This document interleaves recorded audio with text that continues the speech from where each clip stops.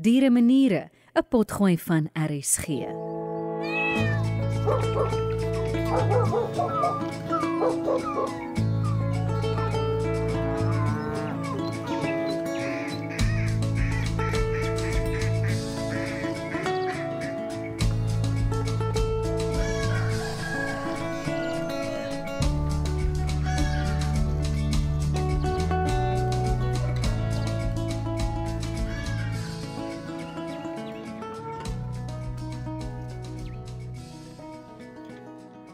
Welkom by Diere Maniere, waar ons gesels oor elke dier en sy manier, want elke dier het 'n manier en sy manier maak die dier. In hierdie reeks potgoeie sal ons gesprekke voer met diereliefhebbers, kundiges en veeartse, en dit is hier waar jy raad kan kry oor jou troeteldier, maar ook vriende maak met ander mense wat jou belangstelling in troeteldiere deel. Goeiedag, ek is Elsje van Jaarsveld, 'n diereliefhebber en hartstogtelik lief vir my beagle Gabby, wat na 12 jaar ons onlangs ongelukkig verlaat het. Maar haar wedervaringe leef voort in die strate van Hartbeespoort, waar ek haar aanvanklik aangeneem het. Alhoewel ons oor verskeie diere gaan gesels, begin ek hierdie episode met 'n storie van honde, en dit kom uit die pen van die skrywer Philip de Vos. So skryf hy oor die ewige twis tussen kat en hond en wie nou eintlik koning kraai.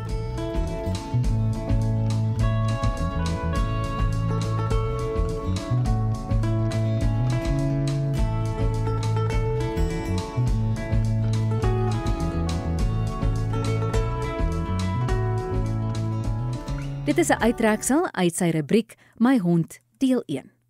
Die ander dag haal ek Lina Spies se versameling verhale en gedigte oor katte uit my boekrak.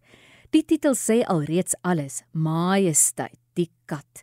En dit is sowaar so 'n deftige publikasie, koffietafelgrootte, diep karmosyn omslag en die letters in goud gedruk. En toe ek binne begin blaai en gedigte sien van ons grootes, Sheila Cousins en Johan de Lange en Auntie Krog en Elizabeth Eybers en natuurlik Lina Spies, toe voel ek 'n bietjie minderwaardig, want sou ek dalk 'n boek oor honde moet versamel, sou dit seker 'n bietjie anders daar uitsien. 'n Slapband met vergeelde papier met die minder imponerende titel My Hond.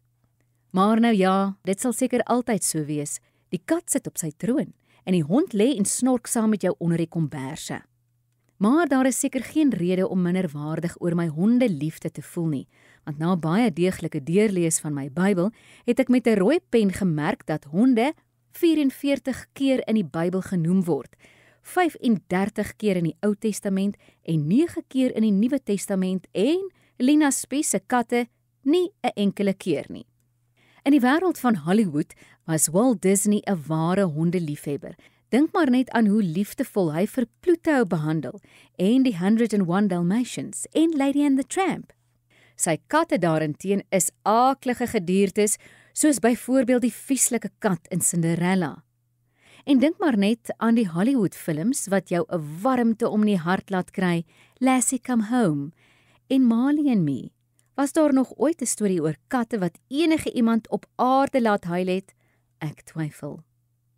Dankie Philip de Vos, vandag kry die hond sy dag.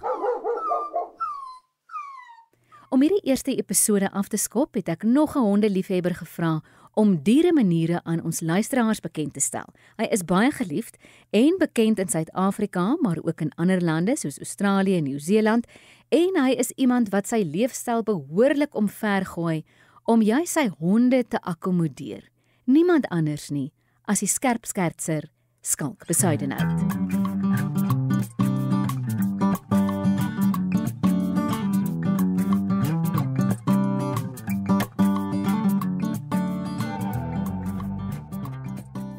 Dis die heel eerste uitgawe van RSG se Diere Maniere potgooi en Skalk Besuidenhout wat geweldig lief is vir diere. Begin hierdie episode saam met my, Skalk. Goeiedag, baie welkom by die eerste episode van Diere Maniere. Wat dink jy van die titel, Diere Maniere? Ek wou eintlik nou net sê ek dink ek is die verkeerde persoon om op diere maniere te wees want my honde het geen maniere nie. So ja, nee, dit is dit is 10-1 my skuld. Leer vir my om hulle te leer. Later gaan ons 'n hondegedragskenner deel van hierdie episode maak. My hondjie wat 'n beagle is, het ook nie maniere nie. So ons is in dieselfde bootjie, maar Skalk, ons ken jou as 'n skerp skertser, 'n stand-up comedian, 'n akteur en jy's ook 'n besigheidsman want die hele vermaaklikheidsbedryf gaan glad nie lewensvatbaar wees as jy nie ook 'n besigheidsman is nie. Ja, ek ek sê altyd vir mense, jy weet, soos my dag tot dag. Ek dink baie mense dink komediante jy weet, sit by die huis en ons speel PlayStation in ons onderbroeke en want dit is al van die flieks wat uitgebeeld word, jy weet, sit by die huis, drink koffie, rook sigarette, rook dagga en dan so 6 uur, 7 uur die aand trek ons 'n broek aan en gaan op die verhoog en doen 'n show. Maar daar's eintlik geweldig baie admin. Ek sê altyd vir mense ek is eintlik maar net 'n glorified administrasie persoon want meeste van die 90% van dit is sit agter jou laptop en maak oproepe want die shows moet beplan word en dan die 10% is waar jy actually die shows gaan doen, waar jy op die verhoog is en dit doen en dis altyd die lekker deel. Ek sê altyd daai deel vir my is nie die werk nie.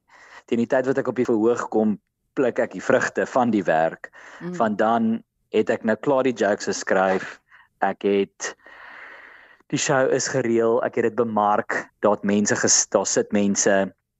En dan in die tyd wat ek die jokes eintlik, jy weet, vir hulle oordra en hulle lag, dit voel nie vir my soos werk nie. Daai is net pret en plesier. Maar als tot op daai punt is eintlik die werk. Nou terwyl jy die werk doen, die administrasie agter 'n rekenaar, skryfwerk, is daar honde wat by jou lê? Ja, nee, my een hond, Otis, is baie verknog aan my en hy lê altyd by my voete as ek werk. Hy wil altyd naby my wees. My ander hond, Finn, is 'n klein bietjie meer selfstandig. Hy sal bietjie in die tuin gaan rondloop. Ek bly nou in Bellito, so hier is soms apies hierso wat in die bome sit. En albei honde, as daar apies is, jy kan hulle nie van daai heining af wegkry nie. Hulle wag daaronder, wag en bid vir 'n aapie om te val. Otis, jy het vir Otis aangeneem. Albei, ja. By Dogtown SA, hulle is 'n dog shelter daar, Hartbeespoort se kant en hulle doen regtig wonderlike werk, ek moet sê. Die mooi woord wat hulle altyd gebruik, as adoptable as possible maak. So hulle wil klaar vir die hond die basics leer soos sit, lê, om buite te gaan piepie en al daai goeie sodat wanneer jy die hond aanneem en dit is nou maar meestal met ouer honde as jy hond aanneem daar wat 'n jaar, 2, 3 jaar is of selfs ouer, dan het daai hond al klaar, jy weet nou weer die tema van die episode, die titel, maniere, dat jy nie nog al daai werk hoef in te sit nie, wat nou natuurlik jou besluit baie makliker maak want hulle probeer dit vir jou so moeiteloos as moontlik doen en dit was die geval met Finn. Toe ek die tyd wat ek hom aangeneem het was al 2 en hy kon al loose lead walking wat verskriklik belangrik is. Daar's min dinge so frustrerend soos om met 'n hond te stap en hulle trek heeltyd so aan die leiband. So al daai goeders kon Finn al doen. So hy het regtig net in my lewe ingeslot soos 'n klein puzzelstukkie. Waar Otis het ons aangeneem toe hy nog net 'n paar weke oud is. So daai al verantwoordelikheid om die opleiding te doen het eintlik op my geval en dit was in COVID gewees. So toe kon mens nogal 'n bietjie by die goedjies uitkom. Maar toe dinge nou eers weer begin besig raak, dan kom jy nie by die lesse uit nie en ook baie van die lesse dis nie net die les nie, jy kry huiswerk. En ek was net te nalatig met daai huiswerk. Maar dit is hoekom ek sal aanbeveel vir mense want ek sit nou met die gebakte pere met 'n hond wat baie lief vir hom en hy is regtig fantasties, maar daai bietjie harde werk toe sou nou dinge vir my bietjie makliker gemaak het.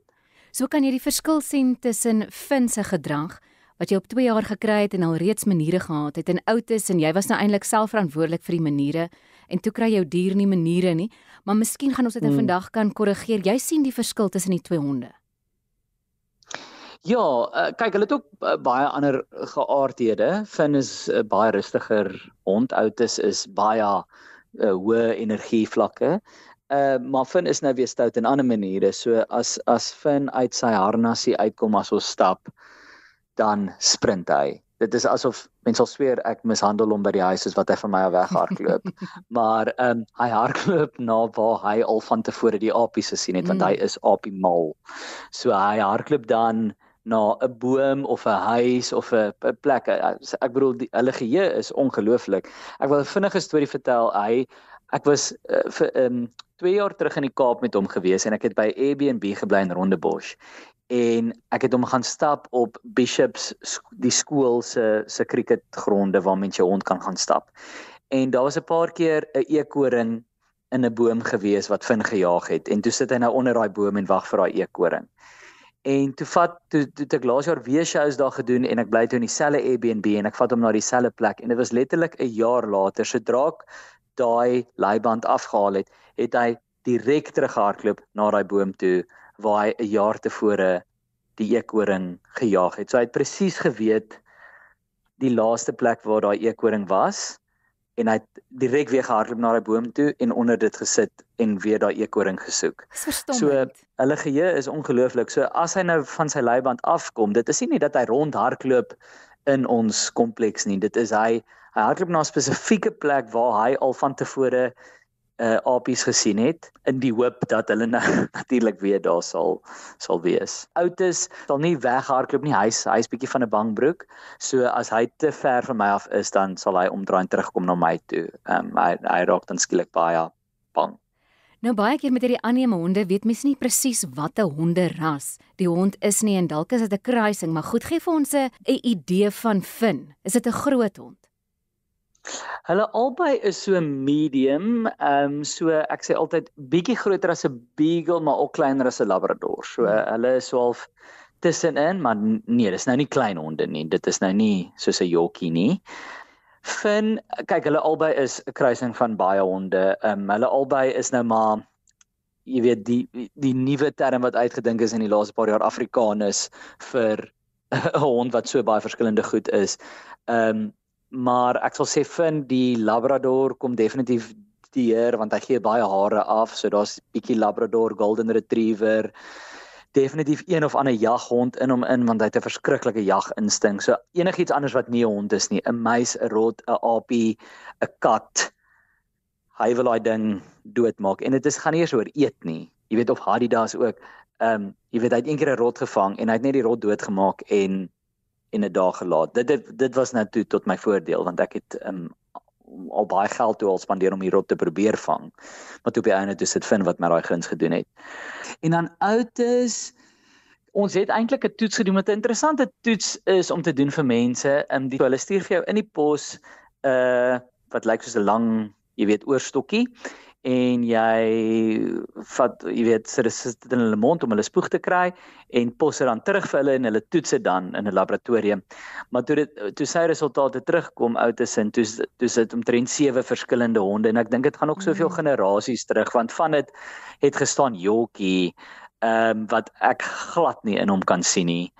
So ek dink dit is nou al miskien sy oupa of oupa grootjie was miskien 'n Yorkie.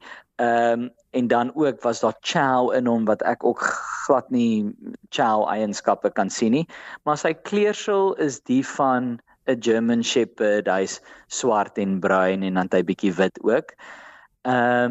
Maar ja, ek sal sê baie mense sal sê vir my German Shepherd as gevolg van sy kleur, maar hy het nie die heupe van 'n German Shepherd nie.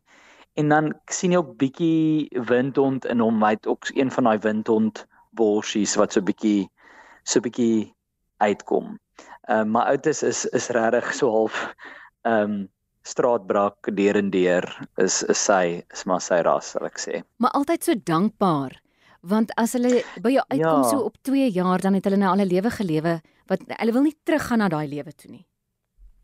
Nee, en ek moet sê dit is my die mees spesiale ding van aanneemhonde. Jy weet, en soveel Goed, as soveel uitdagings as wat daar is, jy weet mense moet ook oor hierdie ding kom van, jy weet met rescue honde het mens uitdagings en dan met honde wat mens koop, het mens nie. Dis glad nie waar nie. Daar is mense met Jack Russells, daar is mense met Beagles wat verskriklike stoute honde het en probleme en sukkel en verstaan, so dit het niks te doen met almal het hierdie mispersepsie van rescue honde is basies die probleemkinders van die hondwêreld. Maar ek sal enige dag met die probleme deel wat vir my 'n druppel in die emmer is teenoor die liefde wat ek by hulle kry. Ek bedoel, hulle is so liefdevol, hulle is so oulik, so dankbaar, soos jy sê, en dit straal letterlik uit hulle uit vir my. Jy weet, daai liefde en dankbaarheid teenoor jou, dit voel of daai energie uit hulle uitstraal. En ag ja, en dan om nou maar te deel met een of twee klein issuetjies is regtig nie vir my 'n groot ding nie. Jy weet, ek doen dit met liefde. En mense moet ook besef, want ek het ook al besef met my vriende wat honde kry, nou vra hulle nou vir my, want ek het nou 'n hond of twee. En dan sal hulle sê, ja, nee, hulle soek 'n hond, maar nou besef ek, baie mense soek al die perks van 'n hond, hulle soek al die voordele van 'n hond, maar niks van die werk nie. Jy weet, 'n vriend van my was so, ek soek 'n hond, want ek soek iemand by die huis, maar ek wil hom nie, as ons weggaan oor see, ek wil hom nie in 'n hondehotel inboek nie, want dit is duur. Ek wil nie 'n hond hê wat hare afgee nie, ek hou nog van my huis sonder hare. Jy weet, hulle gaan nou kind kry, ek wil nie 'n hond wat nou miskien gaan rof speel met die kind nie, en dit is half, daar gaan uitdagings met 'n hond, en daar's 'n rede hoekom mense sê 'n hond is 'n goeie toetsloopie vir 'n kind, want dit is iets waarna jy moet kyk, so, as iemand hierna luister en jy wil 'n hond hê, ek wil net sê, jy kan nie verwag, you can't have your cake and eat it, jy weet, soos, jy gaan 'n hond kry, maar daar gaan werk betrokke wees, jy gaan geld spandeer. Moenie dink jy gaan 'n hond kry en jy koop 'n blikkie hondekos elke nou en dan nie. Daar is soms, ek het dog insurance, pet insurance vir my honde, maar sekere goed gebeur wat die versekering, soos enige versekering, soos medies ook, nie voorbetaal nie. Jou hond ontwikkel miskien 'n allergie wat hulle een keer elke paar maande een of ander inspuiting moet kry wat die pet insurance nie voorbetaal nie. So daar is ook uitgawes betrokke. So mense moet dit net mooi deurdink, want dit is maar basies soos 'n kind wat jy kry. Ons praat so oor die anemonde en jy het nou opgemerk van 'n beagle wat nogal besig en stout kan wees. Nou ek het 'n beagle wat ek aangeneem het. So dit is nou daai dubbele slag en sy was nou vir 12 jaar regtig aan my sy die hele tyd. Sy's redelik onlangs oorlede, maar dit was baie werk. En later in hierdie episode dan gesels ons ook met John Grywenstein. Nou John is 'n genetikus en 'n hondegedragskenner en hy is by die Braveheart Bio Honde Akademie. Ons gaan nou vir hom vandag kan vra, hoe kan ons sekere gedragspatrone, ek wil sê amper korrigeer, maar dalk is dit nie die regte woord nie, want dalk tree die hond reg op. Dit is nou maar net ongemaklik vir ons as mense, maar die een vraag wat ek graag wil vra is, daai beagletjie nê, as enige iemand kom kuier, dan chunk daai beagle, laat die hele buurt dink ons mishandel daai beagle, dis glad nie die geval nie. Die beagletjie is net so opgewonde en sy spring op en sy kan haarself net nie beteel nie. So dit is 'n bietjie ongemaklik as mense nou kom kuier, want ons moet hierdie hond eers toemaak en dan moet ons haar nou stadig aan die mense voorstel. Maar as jy nou 'n vraag kan vra vir John oor Otis. Lyk my Otis is die hond wat ons vandag gaan bespreek met John. Wat sal jy vra? Ek sal sê my twee grootste uitdagings met Otis, en ag ja, ek wil ook weer eens noem, want ek voel eintlik sleg dat ek oor hom kla. Hy is die liefste hond en ek is baie lief vir hom, en hy bring vir my 99% plesier. Maar die 1% so frustrasie wat hy vir my bring is as ek hom vat vir 'n stap, as ek daai leiband moet aansit. En Shame, ek kry hom ook so jammer, want ek kan sien dis iets wat hy baie sukkel om te beheer, want omdat sy energievlakke so hoog is en daai stappie vir hom so lekker is, en is so lekker vir hom om uit die huis uit te kom en op die pad en goeters te ryk, en dit is net 'n groot jol, spring hy so op en af, en ek probeer hom net kalm hou, want dit maak dit baie uitdagend dan om net sy harnas aan te kry. Sekere dae is erger as ander. Daar's ander dae wat hy net verskriklik rustig is en dan probeer ek net uitfigure wat was anders vandag. Hoekom het hy want ek sal hierdie weewel jy weet replicate, maar in elk geval dit is so dit is baie frustrerend soms as jy hom vat vir draf of vat om te gaan stap waar hy so op en af spring en dan baie keer ook as mense kom kuier, kan hy soms aggressief wees. Dit is nie vir my noodwendig negatiewe gedrag nie, want ek waardeer ten minste dat hy beskermend voel teenoor my. Finn is nou weer glad nie, die kere wat ek al jy weet vir Finn iewers heen gevat het en nie vir oud is nie, jy weet iemand kan met 'n mes na my toe hardloop, Finn sal niks doen nie. Hi, Finn. So hy is net min gespin. So so natuurlik is dit nice om 'n hond te hê wat bietjie beskermend is, want dit laat jou definitief veiliger voel. Maar obviously as vriende kom kuier, is dit soms 'n uitdaging. Want hy kan aggressief wees, hy het al 1 of 2 mense genip, wat dan regtig sleg is, want jy spandeer dan in elk geval die hele aand besig net om jammer te sê. So wat ons doen, die metode wat ek gevind het wat sover die beste werk is, maar hy sê trappe en dan onder is daar 'n skuifdeur, so, want ek dink met oudes is die ding, hy is 'n senuweeagtige hond, so as iets skielik op hom is, sy fight or flight is fight, dan sal hy probeer die persoon aanval.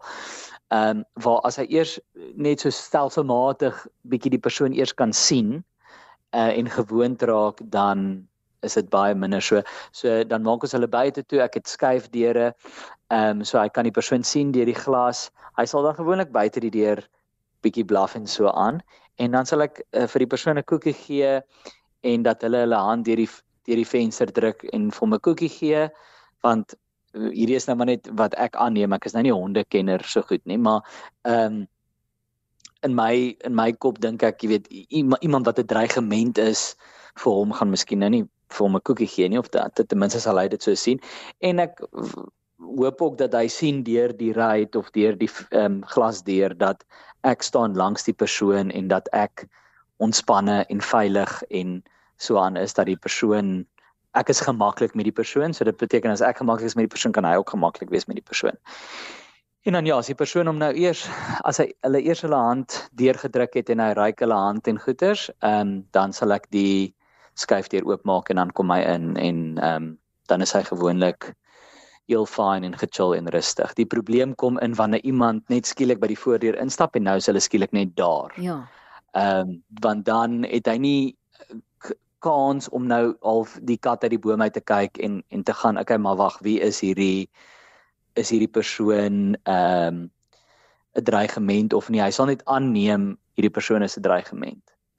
Nou ek gaan amper vir John verwelkom om ons vrae oor oudes te beantwoord en dalk ook iets vir Gabby te beteken, maar dit is nou juis wat ons beoog vir dieremaniere, om altyd iemand te hê wat kennis het van diere om vir ons leiding te gee, het sy 'n gedragkenner of 'n veearts of iemand wat net 'n geweldige goeie aanvoeling het vir diere. Maar mense kan net kom ontspan hier by Dieremaniere en saam luister na hierdie reeks en ook ander mense ontmoet wat self geweldig lief is vir diere, want kyk, as jy nou gaan kuier by iemand anders, of as mense by jou kom kuier, en daardie mense is nie so lief vir oudes soos wat jy is nie, dan raak dit nou nogal ongemaklik.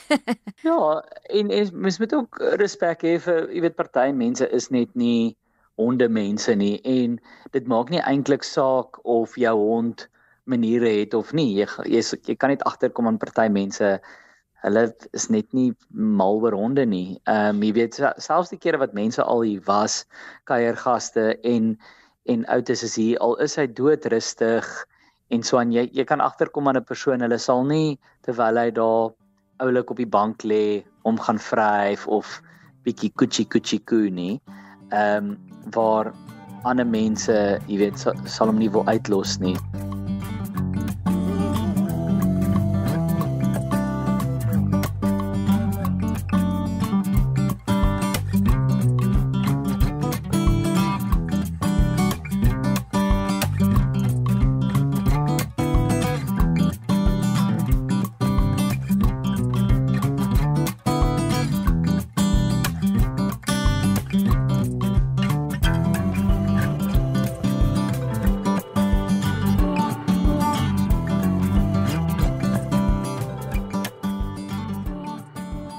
Nou ons begin hierdie reeks om te gesels oor honde, maar ons gaan in die episodes wat volg oor 'n wye verskeidenheid diere gesels. Katte sal beslis 'n beurt kry. Baie mense sê nie eerder katte as honde, maar dan ook ander diere soos voëls en visse en konyne. Ek het konyne gehad. As iemand 'n likkewaan het, asseblief laat weet my. Ek kan sommer nou die e-posadres gee, dis info@rsg.co.za, maar ons spot nou so, ek het iemand opgespoor wat 'n bobbejaan het as 'n dier, is 'n troeteldier, en die naam is Cindy, en Cindy is swaksiende. Maar ons sal daarby kom, en dan ook diere wat nie noodwendig in elke huishouding aangetref word nie, selfs 'n leeu. Dit is glad nie 'n troeteldier nie, maar daar was 'n man in 'n stadium wat 'n leeu by sy huis in Sunnyside in Pretoria grootgemaak het. Die koerante was op daai ou se spoor. Wat brul so in Pretoria, was die koerant opskrifte. En dan ook natuurlik plaasdiere wat later huisdiere word. Donkies wat nou buite bly, maar 'n donkie wat name het en wat in die in die oggend en in die aand as hulle nou graag wil kos hê, en dan ook varke en boerbokke wat ek nou al gesien het wat later so in die plaashuise intrek.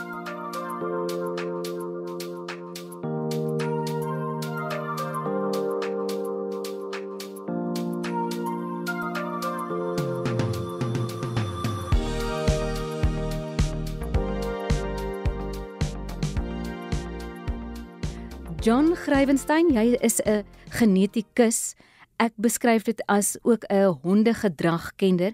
Jy's baie betrokke by navorsing juis oor honde se vermoë om iets verdag uit te sniffel. Maar John, vertel ons van jou werk daar by die Braveheart Dog Academy. Elsie, baie dankie aan die luisteraars. Wat 'n wonderlike voorreg om saam te kan wees.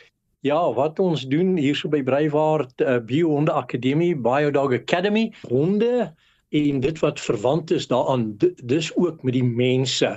So ons het die twee elemente van belang, is die opleiding van mense met die honde te kan werk. En die tweede ding is om die honde op te lei in verskillende rigtings. Dit is dan van gehoorsaamheid, persoonlike beskerming, deur tot sekuriteitswerk, en dan jou gespesialiseerde werk, so substansie-identifisering, hier praat ons van so springstof, narkotika ensovoorts.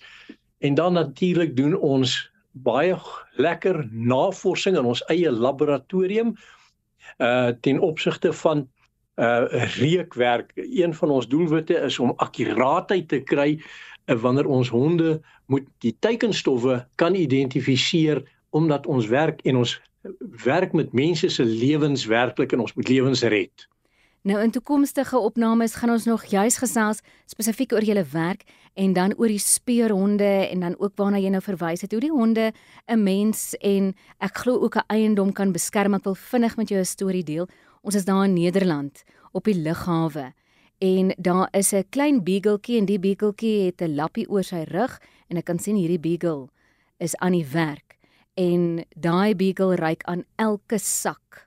En op 'n stadium gaan sit daai beagle langs 'n sak. Hulle het daai sak verrenoveer, maar daai beagle het net rustig langs daai sak gaan sit. En dit is nou tipies die werk, nê, waarmee jy besig is om honde op te lei, en baie betrokke by honde wat sulke speurwerk kan doen. Ja, dit is korrek. Wat daar gebeur natuurlik, die hond is opgelei om 'n sekere substansie te identifiseer, het sy narkotika of springstof. Hy is dan opgelei. En wat gebeur? Hy gaan deur dit en hy kry daardie reuk wat hy vooropgelei is, en hy moet dit aandui. Nou, dis nie net dit nie. Ons moet onthou dat die hond is nog steeds in die wêreld die mees sensitiewe en akkurate reuksensor mobiele monitor wat 'n mens kan kry. So, vertrou daai hond. Ja. Ons is saam met Skalk Besuidenhout, en Skalk het 'n hond of 2 aangeneem. En die hond se naam is Otis. En Otis is 'n redelike groot hond, maar daar's soveel verskillende honderasse in hierdie hond. Miskien is daar 'n bietjie Alsatian, miskien is daar 'n bietjie Boerboel, maar uit die aard van die saak is daar nou 'n paar gedrags, ons wil nie sê afwyking nie, maar daar is 'n paar dinge wat Skalk sal wil verander in hierdie hond. Nou die eerste vraag is, wanneer Skalk nou so gaan loop met sy hond, dan is die hond nou aan 'n leiband, maar as hulle by die huis kom, dan moet daai leiband nou afgehaal word, en daai hond spring op en af, kan homself net nie kalmeer nie. Dis nou van opgewondenheid. Hoe kan Skalk maak dat daai hond net rustig kan sit terwyl hy die leiband afhaal? Ja, ons moet onthou dat as ons gaan kyk daarna, die oplossing by nie al die honde dieselfde is nie. Maar as ons nou gaan kyk wat gebeur, hy gaan stap en hulle is al twee in 'n ontspanne atmosfeer. Hy kom nou by die huis en nou haal hy sy leiband af van die hond af. Die hond sê vir hom iets. Sê ek is baie bly, ek is baie dankbaar. En dan kry ons dit dat hy nou uitbundig optree. Nou in hier om dit te hanteer, moet ons altyd onthou jou eienskap, die proses hierso is leierskap. Leierskap. Die hond sê iets, hy wil graag met jou deel, maar ek as leier het seker iets wat ek nie kan reageer nie. My reaksie hierop sal wees om voordat ons die leiband afneem, die hond dit moet verstaan. En dit is daai kommunikasie met die hond. Sou hy die leiband nou afneem en daar's onbeheersdheid, wat ek ervaar en wat ek oor baie lande heen waar ons gewerk het met die hond, is net 'n vinnige beweging byvoorbeeld na die hond toe. So wat gebeur? Die hond wil opspring en ons beweeg vinnig net vorentoe. Dit en met dit saam bring ons die kommunikasie, want die hond, sodra hy sy aandag vestig op dit en hy gaan af vir daai oomblik, moet ons kan sê vir die hond, dit is nou baie goed, dit is baie, jy het goed gedoen, jy kry nou vergoeding vir jou reaksie. Die hond kondisioneer baie gou. So wat gebeur as ons dan kom en ons wil vir die hond sê uit 'n leiersposisie, nee, dit is nie vir my aanvaarbaar nie. Dan haal ons af, ons beweeg vinnig vorentoe, die hond bly staan en ons gee vir hom 'n emosionele vergoeding. En soos wat ons dit herhaal, die baie gou gaan dit leer, want dit kan nogal 'n baie lastige ding wees.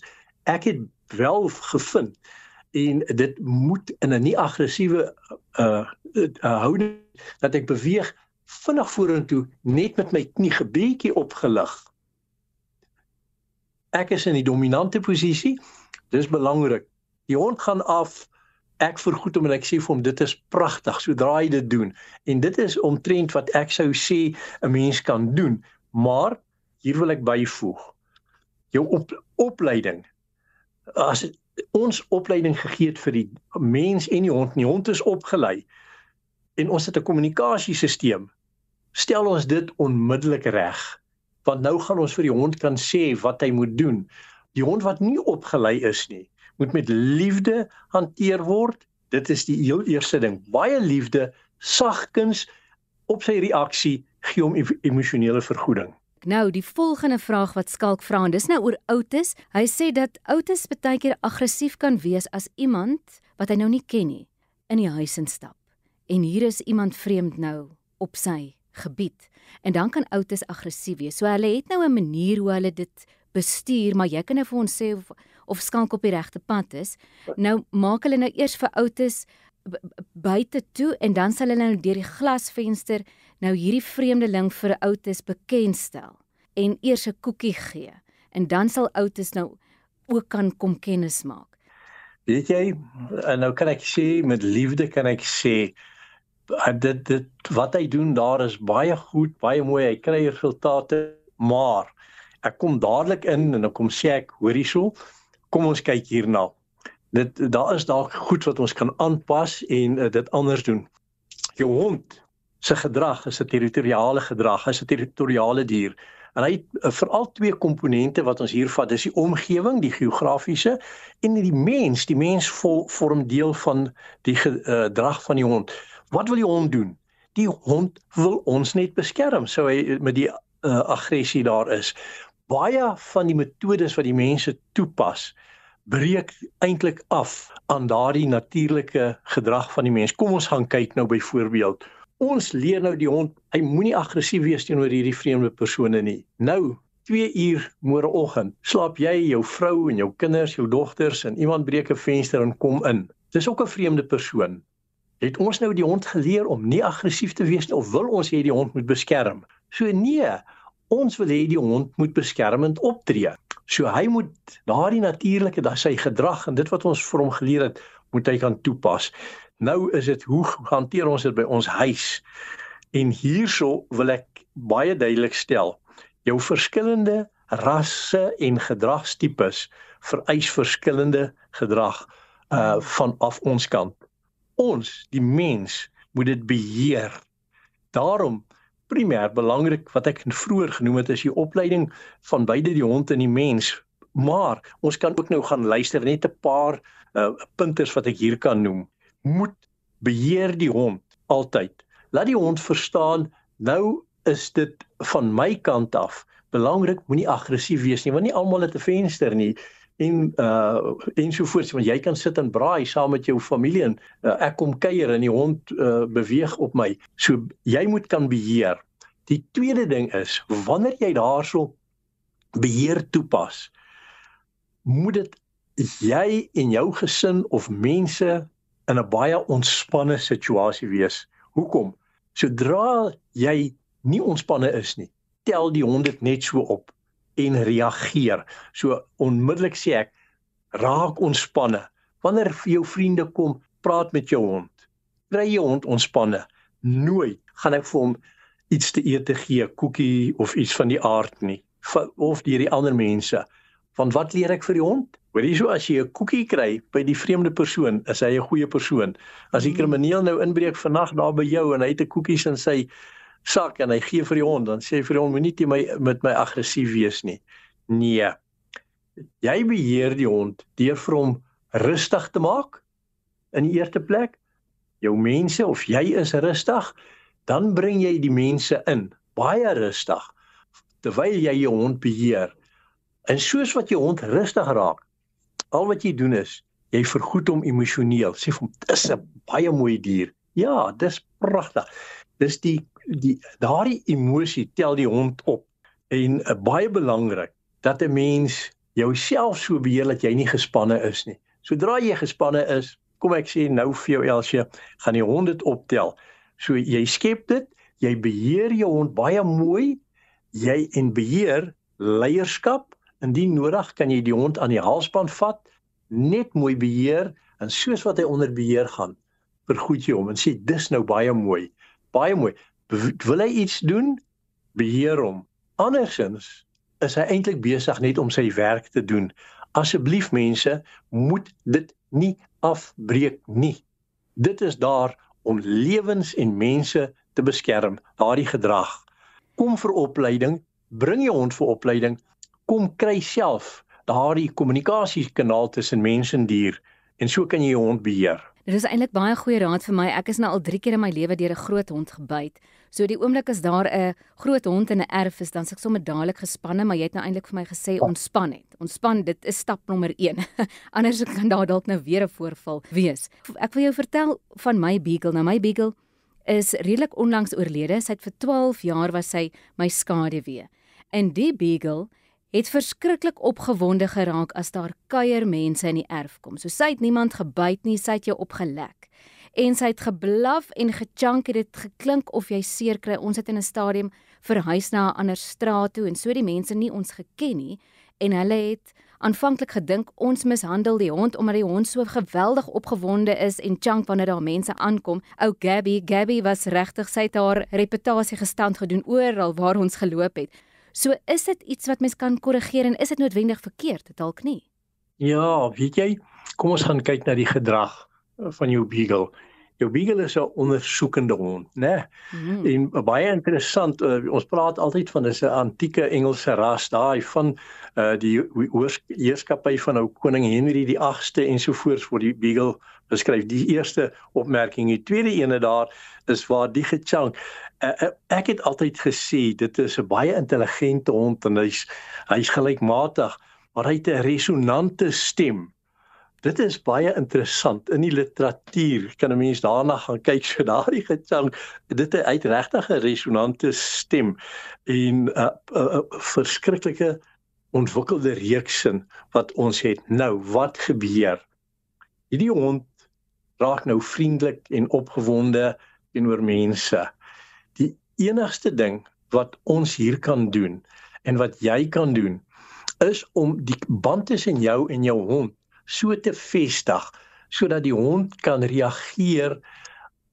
Ek moet baie versigtig wees uit 'n wetenskaplike oogpunt om te sê 'n negatiewe bevel, maar 'n negatiewe bevel val presies in by jou bevel, by jou kommunikasiestruktuur, jy weet, van 'n primêre stimulus, sekondêre stimulus ensovoorts wat ons inbring. As jy vir jou hond kan sê, raak rustig, raak kalm, en met 'n aanraking by jou beagle, kry jy dit, gaan jy wondere kry, want onthou, hy is 'n jaghond, nee, hy's geteel as 'n jaghond, hy wil uitgaan, hy wil soek, hy wil besig wees. Nou, daardie gedeelte, as jy met hom alleen werk, jy het 'n tyd, en jy kry vir hom op 'n bevel, wat jy kan vir hom sê, stil, of wat ook al, net solank jy dit herhaal, en jy vat aan jou hond, terwyl jy as jy dit gee, en jy kry 'n resultaat, en jy vergoed jou hond, weet jy wat, 3-4 sessies, dan begin daai hond luister na jou, as jy dan die bevel gee, wat ook al jy gebruik, so stil, of rustig, ek het al baie keer gebruik, sê nie rustig, en ek gee vir my hond, hy kyk vir my, en ek gee hom vergoeding. Ek het daarvan gehou, waar ek met die beagle gewerk het, om so aan sy borsie te vat, en net vryf en te sê, rustig, dan vat ek aan die borsie, hy luister, hy kyk, en nou vergoed ek hom, ja, dis 'n soet hond, weet jy wat? Met liefde, met die regte hantering, in agnemende sy gedrag, kan jy dan wonder met daai hond doen, deur byvoorbeeld net jou hond te kry om rustig te raak. Elke keer presies dieselfde, onthou net, dit is baie belangrik, nie een keer rustig, een keer stil, dit moet 100% herhaalbaar wees, dit wat jy, jou woord. Dan gaan jy wondere kry met jou hond, want daardie hond wil beweeg, wil soek, want hy's 'n jaghond, hy's so geteel, né? En hy's ook baie gelykmatig, glo ek, in sy gedrag. So wanneer ons daardie gedrag aangespreek het, gaan jy daai gelykmatigheid van die beagle baie maklik kry. Dis hoekom ons hom kan gebruik, soos op die lughawens. John, baie dankie vir vandag se gesprek. Ek glo ek en Skalk het nou baie goeie raad, en Skalk met Otis, daar is nou baie werk wat vir Skalk en Otis voorlê, en dit gaan nou vir hulle baie lekker wees om daai tyd saam te spandeer. Maar John, ons gesels weer in 'n volgende gesprek, daar's soveel om oor te praat, en goed gaan met julle werk. Baie dankie vir vandag. Elsje, aan jou, aan almal wat luister, seën en sterkte, geniet julle honde, wees geduldig, gee baie liefde.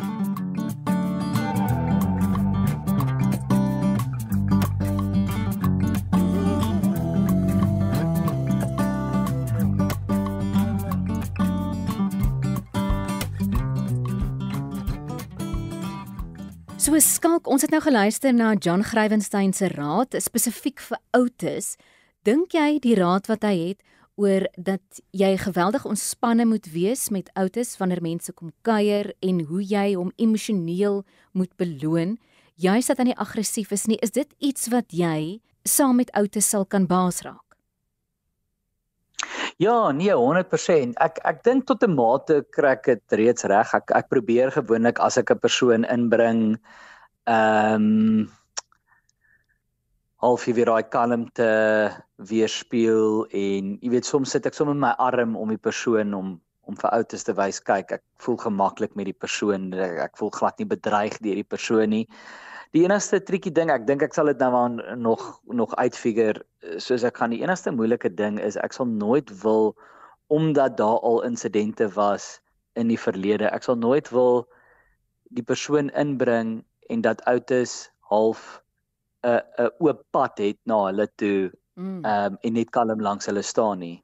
Want as Otis vir een of ander rede besluit, hy gaan nou reageer hierop in 'n aggressiewe manier, is daar nou glad nie 'n barrier nie. Jy weet, ek kan nie noodwendig vir die persoon ek kan nie noodwendig vinnig genoeg vir die persoon inspring en keer, en Otis is so vinnig en so rats, ek gaan in elk geval maklik om hy kan beweeg of onderdeur my bene of wat ook al. So ek hoor wat hy sê oor die glasdeur, maar wat dit help ten minste is dat dit is net 'n barrier tussen hom en die ander mens. Die groot probleem kom ook dat al is ek kalm, as Otis sê net maar een blaf gee en die persoon tree terug of lig hulle arms op en keer, dan is dit vir Otis 'n groot trigger, verstaan, want dan voel dit vir hom, maar as jy nou terugtree of terugtrek, dan sê dit vir my, jy is bang, en jy sal nie welkom gas wees as jy bang is nie. Skalk, baie dankie, geniet julle vriendskap, is Finn en Otis en jy, en dit klink vir my julle is onafskeidbaar, en Otis en Finn wat so getrou is en vir jou wag na elke optrede, dis waarskynlik iets om na uit te sien, as jy nou dalk in die Kaap is, waar ook al jy is, en jy weet nou vanaand gaan jy nie huis toe na 'n eensame alleen huis nie, daar is 2 honde wat so lief is vir jou, en net wag dat jy huis toe kom, en nie eers vir jou kwaad is nie, as jy vir 'n paar dae weg is, of as jy dalk vir 'n week of 2 oorsee is, jy kom huis toe, hulle is nie eers kwaad nie, geniet daai vriendskap. Dankie, ek waardeer dit.